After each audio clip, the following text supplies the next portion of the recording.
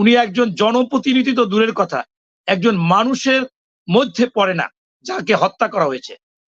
তিনি একধারে আপনার নিজে হত্যা করেছিল, সোহান নামে একটা ছেলেকে নিয়ে আসছিল, তার পাড়া প্রতিবেশী সবাই এসেছিল, ছবিগুলো আজকে ভেসে উঠতেছে, রিপোর্ট গুলো আজকে করতেছে। এটাও আসলে এই সরকারের খেয়াল রাখা উচিত ছিল যে স্বর্ণ চোরাচালানি ব্যবসা করে, যে ডায়মন্ডের ব্যবসা করে, যে অস্ত্র নিয়ে ব্যবসা করে এবং যেখানে হাজার হাজার কোটি টাকা নিয়ে নাকি সেই আখতারুজ্জামান শাহীনের সাথে দ্বন্দ্ব, সেইটার ব্যাপারে এটা সরকার তাকে কিভাবে আবার এমপি। সহযোদ্ধা ছিল ইলিয়াস আলী, তার সাথে একসাথে ৯০ এর আন্দোলন করেছিলাম। তিনি আমাদের বিএনপি কেন্দ্রীয় সাংগঠনিক সম্পাদক ছিল, একজন এমপি ছিল। তাকে কিন্তু গুম করা হয়েছিল এবং অনেক প্রমাণও তাকে সরকারের কাছে উপস্থাপনা করা হয়েছিল। তৎকালীন স্বরাষ্ট্রমন্ত্রী বলেছিল যে আমি ২৪ ঘন্টার মধ্যে নিয়ে আসবো, এরপর ৪৮ ঘন্টা, এবং প্রধানমন্ত্রী যিনি অবৈধভাবে নির্বাচিত আমরা বলি, ভোটারবিহীন, তিনিও বলেছিলেন তার পরিবারকে যে আমি দেখব, অথচ দেখেননি। তাই সেই কথাটা মনে আসলো যে সেই আমাদের ইলিয়াস আলীর জন্য কোথাও কোনো তদন্ত এরকম হয়েছে কিনা আমরা পেপার পত্রিকায় কোথাও পাইনি। শুধু মাঝে মাঝে আওয়াজ পাইতাম যে অমুক জায়গায় তাকে দেখা গেছে, অমুক জায়গায় তাকে দেখা গেছে, অর্থাৎ এটা একটা পরিকল্পিতভাবে এগুলো বলতো। তাই আমি মনে করি, আগেও আমি বলেছি যে এই আওয়ামী লীগের র্যাবের প্রধান বেনজির সাহেব যখন ছিলেন তখনই সবচেয়ে গুম আমাদের বিএনপির বেশি হয়েছে, এবং আমরা বারবার সামাজিক মাধ্যমে বক্তব্যে বলেছি যে এই গুমগুলো করে, হত্যা করে লাশ বা তাদেরকে গায়েব করে দেওয়া হচ্ছে এটা ভারতে। তাই তারই ধারাবাহিকতায় ওই আওয়ামী লীগ আজকে হলো, তারাও জানে যে গুম করে, হত্যা করে, লাশ গায়েব করা এটা খুব সহজ হচ্ছে ভারতে। তাই সেখানে নিয়েই তাকে এই নির্মমভাবে হত্যা করে একেবারে টুকরা টুকরা করে সেই লাশগুলো গায়েব করেছে। এই জন্য দুঃখজনক যে এই ধরনের হত্যাকাণ্ড হোক, এর বিচার হওয়া উচিত। কিন্তু পাশাপাশি আপনারা দেখছেন কিনা আমি জানি না যে সামাজিক মাধ্যম, পেপার পত্রিকায় যে পরিমাণ লেখা ওনার বিরুদ্ধে লিখেছেন, উনি একজন জনপ্রতিনিধি তো দূরের কথা, একজন মানুষের মধ্যে পড়ে না যাকে হত্যা করা হয়েছে। তিনি একধারে আপনার নিজে হত্যা করেছিল, সোহান নামে একটা ছেলেকে নিয়ে আসছিল, তার পাড়া প্রতিবেশী সবাই এসেছিল, ছবিগুলো আজকে ভেসে উঠতেছে, রিপোর্ট গুলো আজকে করতেছে। তার এলাকাবাসী বলেছিল তাকে ছেড়ে দেন, বলছে ছেড়ে দেওয়া যাবে না। তারপর তাকে একের হত্যা করে চোখ উঠিয়ে দিয়ে ফেলিয়ে রেখেছে। পরবর্তীতে তার মা বলেছে যে এমপি সাহেব, আপনি আমার সন্তানকে মারবেন, গুলি দিয়ে মেরে ফেলতেন, চোখ দুইটা কেন উঠাইলেন, কেন ক্ষত বিক্ষত করলেন? এই আহাজারি সেই সময় আমরা দেখেছিলাম যে ওই সময় আমাদের দেলোয়ার হোসেন সাঈদী এটা নিয়ে মাহফিলও করেছিলেন। সেই মাহফিলে বলেছিলেন যে যাকে আজকে হত্যা করা হইলো, যার চোখ উঠে এভাবে নির্মমতা এরকম যারা করে, একসময় পৃথিবীতে তার সন্তানরা হয়তো বা তার লাশ খুঁজেও নাও পেতে। মনির ভাই, দেলোয়ার হোসেন সাঈদী এই বিষয়টা আজকে প্রায় ২০ বছর আগে বলেছিলেন। ২০ বছর আগে কোন একটা ২০ বছর আগে এলো, এরকম হয়তো বা ছেলে লাগে মিশছে। এটা আমরা দেখতেছি যে অনেকেই এটাকে বক্তব্যটার সাথে ওই ছেলেটার ছবি দিয়ে ছেড়েছে।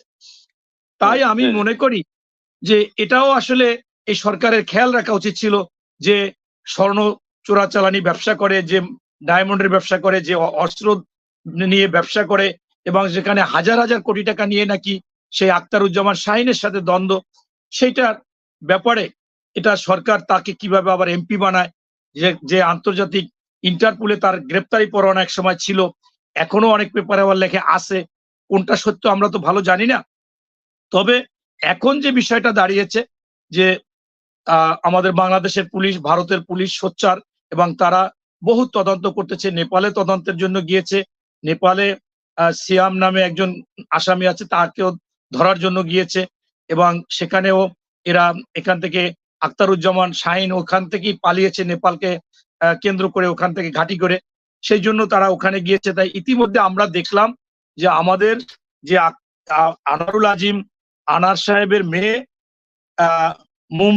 মুমতারিন ফেরদাউস ডরিন, তিনি সকল পত্রপত্রিকার সাক্ষাৎকার দিয়েছেন যে এই ৪ঠা জুন সাক্ষাৎকার দিয়েছে যে আমি ভিসা পেয়েছি, আমি ভারতে যাব, আমার বাবার যে মাংসপিণ্ড পাওয়া গেছে সেটার সাথে আমি ডিএনএ স্যাম্পল দেব, এবং যদি সেটা সঠিক হয়, আমি যদি সেটা পাই, তাহলে আমি সেইটুকু নিয়ে এসে বাংলাদেশে জানাজা করব, কবর দিব।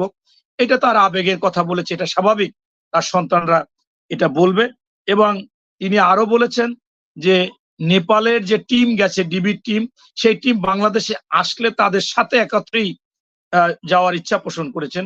সেই হিসেবে হয়তোবা আজকে কালকে 2-1 দিনের মধ্যে উনি চলে যাবে। গেছে কিনা সেই সংবাদটা আমি পাইনি, চলে যাবে। তাই আপনার যে আমি মনে করি যে আসলে তার বাবার এই ডিএনএ টেস্ট হোক, যেটা যারা খুনি সেটাও আইডেন্টিফাই হওয়া উচিত, তার সঠিক বিচার হওয়া উচিত, এবং পাশাপাশি তার বাবার একেবারে যদি কমপক্ষে আমরা যারা বিএনপির 625 জনের মতো আমরা তালিকা দিয়েছিলাম যে গুম হয়েছে, সেই গুম পরিবারের সন্তানরা, তার মা বাবা, তারা পরিবারের লোকজন কেউ কিন্তু মৃত্যুবার্ষিকী পালন করতে পারবে না, কবে তার মৃত্যুবার্ষিকী জানে না। এটা আসলে একটা হৃদয় বিদারক ব্যাপার। একটা মানুষ বেঁচে আছে না মরে গেছে, সেই অপেক্ষার পর অপেক্ষা, তার জন্য কিছু করা যাবে না, তার জন্য এরকম মৃত্যুবার্ষিকীর এটা দোয়া করা যাবে না। সেইটা কি বলে দোয়া করবে যে আল্লাহ তাকে বেহেশত নসিব করো? তা সেই জন্য আমি চাই যে আনোয়ারুল আজিম, আনার সাহেবের মেয়েও কমপক্ষে যদি ডিএনএ টেস্টে তার মাংস এক পিছু পায়, তা সেখানে সেটা এনে সে যদি নিশ্চিত হয় যে তার বাবা মারা গেছে, তাহলে সে বুঝবে যে তার বাবাকে 13ই মে মেরে ফেলেছে, তাহলে সে কমপক্ষে সেই 13ই মে মৃত্যুবার্ষিকী পালন করতে পারবে। সেই জন্য সেটাও যেমন দরকার, এবং পাশাপাশি এটার বিচারও কঠিনভাবে হওয়া উচিত। আজকে বাংলাদেশে বিচার হচ্ছে না, শুধুমাত্র একটা দল করলে, সরকারি দল করলে, তাদের প্রধান যেটা উপরে উপরে থাকে প্রোটোকলে, তাদের ইঙ্গিতে একমাত্র বিচার হয়। আপনারা দেখেছিলেন যে নুসরাত, এরকম হাজারো নুসরাত বাংলাদেশে ঘটে গেছে, বিচার হয় নাই। প্রধানমন্ত্রী হস্তক্ষেপ করেছে, সেটার বিচার হয়েছিল। সেই নোয়াখালীতে এই যে মাদ্রাসার সুপার আগুন দিয়ে পুড়িয়েছিলেন। এরকম আমরা দেখি যে উনি যদি হস্তক্ষেপ করে বা ওনার হস্তক্ষেপে অনেকটা হয়, নতুবা আর বাংলাদেশে হয় না। এটা হয়ে গেছে স্বৈরাচার, ফ্যাসিস্ট, জালিমের একনায়কতন্ত্র। অর্থাৎ একজনে বললে হবে, ওনার দিক সবাই তাকাই থাকে। আপনি দেখবেন যে আজকে যে কোনো সমস্যা হলেই তারা সাংবাদিক সম্মেলন করে যায়, মাননীয় প্রধানমন্ত্রীর হস্তক্ষেপ চাই, তার ছাড়া এটা হবে না। মানে মানুষের মধ্যে বিশ্বাস ঢুকে গেছে যে আইন শৃঙ্খলা বাহিনী নাই, প্রশাসন নাই, নিয়ম কানুন নাই, বিচার বিভাগ নাই, সব ধ্বংস করে দিয়ে একজনের ইঙ্গিতে, সে ইঙ্গিত করলে হবে, তার নিচের যে আছে সে আবার ওনাকে অনুরোধ করবে। এরকম মানে টোটাল কথা হচ্ছে, সরকারের যদি তাদের সাথে হয়, তাদের নিজস্ব লোক হয়, এবং সেইটা যদি মনে করে তা সেইটার বিচার হবে। এটা খুবই দুঃখজনক। এটা বাংলাদেশে এখন বর্তমানে হয়েছে। পরবর্তীতে আবার সময় পেলে কথা বলবো। ধন্যবাদ।